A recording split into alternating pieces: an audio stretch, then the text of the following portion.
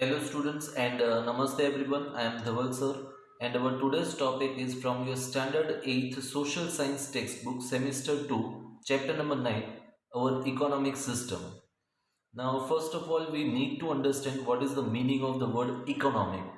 Right, so economic means related to money, okay, and economic system means the system through which our country works, right, for any work, right, for the development purpose, for our day to day routine we need money, right. So our country is such a huge country with a lot of population, right. So what is the economic system of our country, how does it work, right, how do we earn, how do we the industries and factories they work in our country, and how does our economic system run, right. So which industries are involved in it, right. So we need to understand that. So first of all we'll check out this picture. As you can see over here, okay, there is a sweet seller, then there is a bank, there is a bookseller, there is a marketing yard, again there is a bank, farmer, right. So here you can see, right, the person, that is the farmer, takes loan from the bank, then he grows his crops in the field, then he carries the crops, okay, then he goes to the marketing yard and sells the crops over there, from that he earns the money, then from that earning, whatever profit he has earned, he'll be able to manage his family expenses and all, and the remaining amount will be paid by him to the bank which is due to him, right. So this is how the system keeps on working, right. So the cycle keeps on going, okay. So let us begin from here, okay. So based on the above answers, right, here some questions are asked to you, that money issued from bank returns to bank. Write down this entire process in the lines given below. Then next is write about the economic activity your mother or father are involved in. That is the business or the job. Okay. Then next is write about the different ways in which the income of your family is used. Right. So our parents might be earning income, your parents might be earning, okay. So from that income, okay, what is their income, from that income they spend money, okay, in your fees, in your day-to-day expenses, that is food, clothing, electricity, water supply bills, then insurance bills, then your books, uniform, right, and n number of expenses are there in our day to day routine life, okay. So in that way our income is used. So what is written over here, based on the above answers it can be said that people are associated with various economic activities. The economic activities are mainly divided into three sectors, right. So basically our economic activities, as it is mentioned over here, is divided into three sectors. First is the primary sector, right. Primary sector means what? So a sector that is at the base, okay, at the base level, that is the agriculture, okay. Then next it is the secondary sector. So secondary sector means what, right. So secondary sector is a sector where there are factories, okay. Then what happens, that is, for example, in the primary sector there is a sugar cane field, so the farmers will grow sugar over there, then there will be a factory where this sugar will be carried or sold, and from that sugar cane, the sugar will be produced in the factory. So the place where the sugar is produced in the factory is known as secondary sector, where the manufacturing takes place, okay, where the goods, that is the raw material, okay, raw material is converted into finished goods. So sugar cane is a raw material and sugar is a finished goods, okay. Same way wheat is grown in the field, okay, then it is sold to the business people, companies or industries manufacturing, bread, biscuits, and n number of different items. So wheat here is the basic, that is the raw material, okay, which is produced at the primary sector, and then at the secondary level, okay, it is converted into finished goods by the business people, that is the factories. Okay, so for example, wheat is transformed into biscuit, so that biscuit is a product of secondary sector. Okay, and it is a finished product. Now we'll talk about the third sector, that is tertiary sector. Okay, or the other name for it is service sector, right? So we are using mobile phones, okay, then electricity, right? Then we go out for vacations, okay, so we use the transportation. Okay, then you all are studying in the school, so school does not sell anything, right? There are teachers who provide you their services.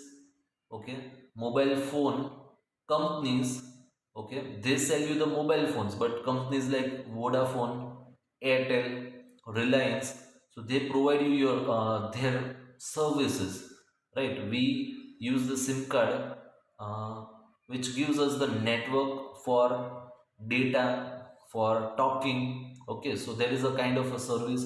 Again, you go to the hotels. Even in the hotels they provide food, and along with the food they provide you the service. If you stay at the hotel, when you pay the room rent, the room doesn't belong to you, it is given to you for a temporary use. In that they provide you a very good service, right? So that is ultimately coming under the service sector. So service sector may include banking, right, insurance, transportation, communication. Okay, so basically these three different sectors are there, that is primary, secondary, and service sector or tertiary sector. Okay, so now we'll read about this those sectors in detail and try to understand it. Okay, so primary sector. Certain resources are obtained directly from the nature and are used by us. Example, food grains, fruits and vegetables, etc. Right. So this uh, materials or raw materials are obtained directly from nature. Okay, we obtain wood, medicinal plants, gum, etc. from forest, and milk, meat, bones and leather from animals. We get fish from water and minerals from beneath the earth's surface.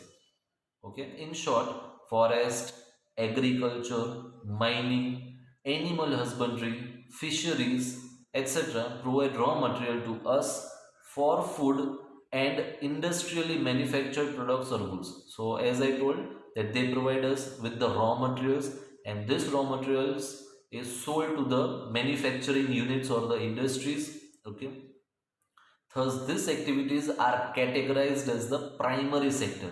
So, as I said, primary sector means at the base level. If there is no primary sector, then there will be no secondary sector also. Okay. Now we'll go to the next sector, that is secondary sector. So, it is also known as the manufacturing sector. Certain primary products are such that it has to be processed into a finished product to be any use to us. Okay, so such economic activity is called the activity of secondary sector. I have already given you the example. We will see further.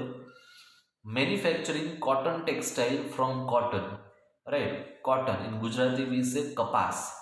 So from that cotton balls, okay, your clothes are manufactured, right? So cotton basically belongs to agricultural sector, which is a primary sector, and the finished product, that is the cloth, that belongs to the secondary sector, that is the finished product. Okay, next is extracting oil from the cotton seeds, making jaggery, and sugar from sugarcane, making bricks from soil, etc. Small and large scale industries, manufacturing, machineries, means of transport, means of communication. That means companies producing different machines. Means of transport means buses, cars, scooters, Then means of communication like mobile phones, computer, okay, electrical equipments like TV, washing machine, consumer goods, okay, so the goods which we consume in our day to day life, okay, then chemicals and dyes, clothes, defense equipments, etc. are a part of the secondary sector. Why? Because all these things are finished products, okay, or they are ultimately manufactured from the raw materials. That's why it is also known as the industrial sector. So primary sector is also known as manufacturing sector as well as industrial sector. Okay. Now we will move towards the service sector. So as I said, it is also known as the tertiary sector. Okay.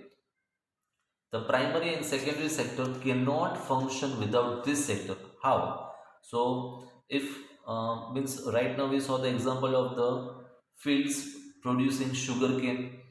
So, this sugarcane need to be immediately transported to the manufacturing units for the production of sugar or jaggery, and for that purpose we need the help of transportation, right? You might have seen the trucks and the lorries. They carry goods from one place to another. Even we people, if we want to go from one place to another, we make the use of the transportation. Maybe it is a private or a public. Then we make the use of ro ferries, ships, uh, aeroplanes. So all this belongs to the service sector, okay, that is a transportation business, okay. So we'll read further. The raw material or finished goods or products have to be transported to various manufacturing units or traders, for which various means of transportation and infrastructure like airways, waterways, roadways, electricity and fuels facility, etc. become essential. Like PGVCL, so it provides us the electricity facility, right? So all this belongs to the service sector. Then further, to maintain the communication between manufacturing and trading units, telecommunication, letters, internet, etc. are essential. Okay, so that I have already discussed. The companies like Vodafone, Airtel, Jio, okay, BSNL. So all these are different sectors, are different companies providing uh, us the telecommunication service, okay. Further, to sustain the entire network of production and distribution, education, health, banking and insurance facilities are required, right? We are running a very huge business, and if due to any uncertainty we are facing a lot of a huge loss, right? Lot of damage and destruction, and due to which there is a huge loss.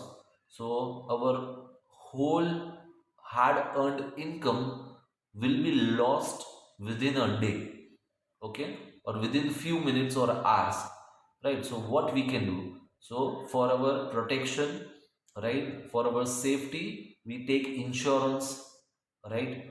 Then for doing a business, every time the businessman does not have enough funds or money, due to which his business can stop, but there are banks and financial institutions which provide them money to run their business smoothly. So again, it is a kind of service sector, okay. So that is education, health, banking and insurance facilities are required. So we'll talk about health. Doctors, so they again provide us with the services. There is the export service, then lawyers, chartered accountants, CAs, that is company secretaries, right? So all these people are professional people, and they provide us with their services, okay. They don't sell us anything, they just provide us with their services. So they come under the service sector, okay. Next is, in the modern times, ATM, call center, software designing, etc. have become very important services, okay. So they have given some points, okay, that what if a farmer refuses to sell sugarcane to sugar mills? What will be the effect? What does it indicate, right? So if the farmer will not sell the sugarcane, then we won't be able to get the sugar or the jaggery. Okay, next is, what if the textile mills in India decide to import cotton from other countries rather than purchasing it from the Indian farmers? Okay, then what will happen to the cotton farming? Okay, so further there is a question: a farmer buys tractor, pump set, electricity, chemical, fertilizer, pesticides, etc. What if the price of pump set and chemical fertilizers increases? Food is required by those working in the secondary or tertiary sector. What if the transporters go on a strike and refuse to bring vegetables, milk, etc. from the village? So all these points are related to different sectors. First is related to the primary sector. If they refuse giving the raw materials to the secondary sector, then the secondary sector won't be able to work properly. Then comes about the textile mills. If they will purchase the cotton cloth, sorry, cotton from the cotton, which is a raw material from the foreign countries, and if they will not purchase it from the local farmers, then where will the local farmers sell their raw materials, right? So even it is important for the farmers. Okay, right? So further, a farmer buys tractor, electricity, chemical fertilizers. What if the price of the pump set and chemical fertilizers increases, right? So ultimately through this table, we can understand that the importance of all the three sectors is very essential, right? They are interdependent on each other, and if one sector does not work properly, it will affect the whole economic system, whole economy. Okay, so that's it for today. Okay, we'll end our lecture over here, and in the next lecture we'll start with a new topic of this chapter, that is the economic activities. Okay, which are classified on the basis of ownership. Okay, so activities classified on the basis of ownership. So this will be our second point of this chapter, which we'll discuss in the next lecture. So till then, I thank you everyone for watching my video.